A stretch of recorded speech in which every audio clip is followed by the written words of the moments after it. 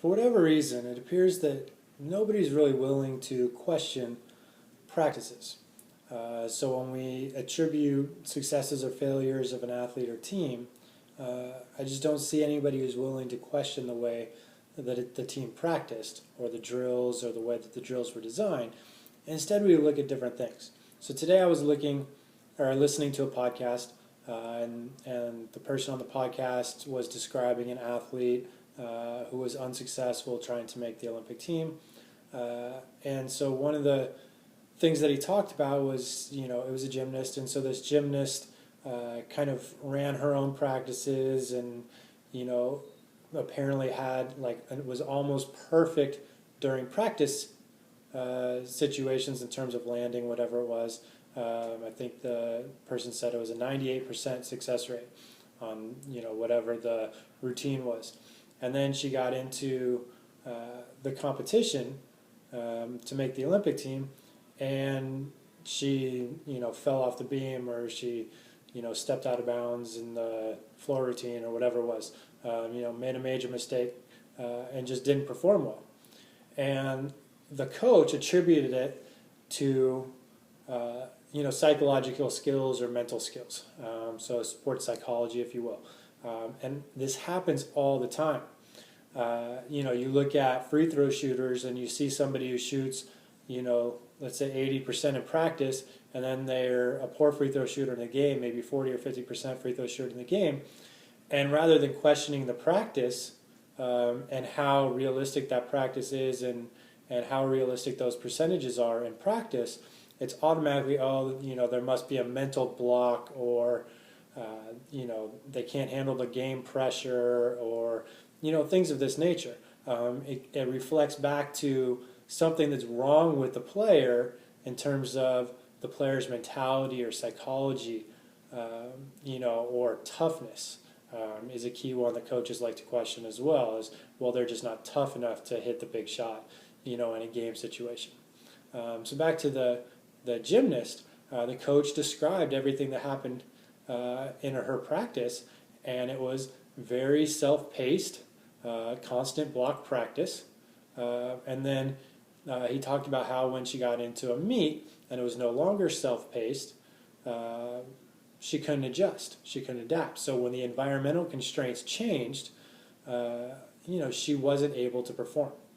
And so some people attribute this to choking under pressure as a common one. Sean Bylock's book Choke talks about this.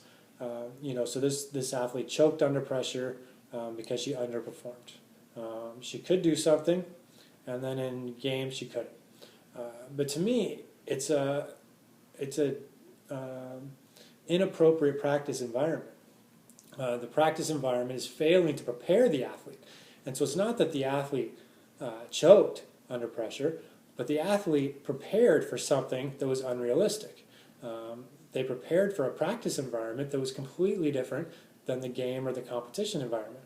So one of Sean Bylock's studies, I believe it's in her book, Choke, it might be one of her other studies, looked at police officers, and it compared police officers to training groups, one who basically shot a shooting range, and one who went through a simulated course, like kind of breaking into a building with, bad guys shooting back and stuff like that. And then they did the test on a simulated environment. And so the ones who had practiced on just shooting at a range didn't perform as well as the ones that practiced in a simulated environment. And this seems like a no-brainer. Again, she attributed this to choking under pressure. And in a sense, I guess you could say that it is. There was pressure, they didn't perform as well. But to me, it's a matter of the drill design or the practice design. The group that shot at the range practiced something that wasn't anywhere close to the environment in which they're going to take the test or be in real life. And so I think if the training groups had been, one training group's going to go through a simulated environment, the other training group's going to go, drive cars around a track, and we came up with the same, conclusions, that the training group from the simulated practice environment performed better than the ones that drove a car around the track. I think everybody would say, well, yeah, they practiced in the simulated environment, The other ones didn't even shoot a gun. Like, of course they're going to perform better.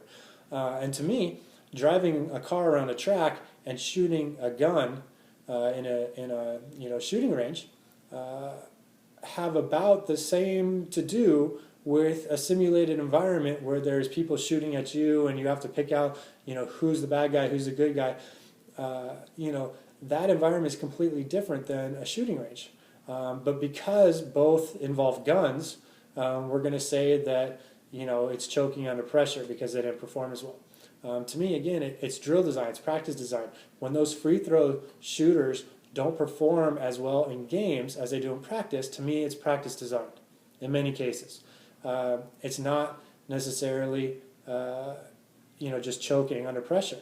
It's not a psychological problem, if you will.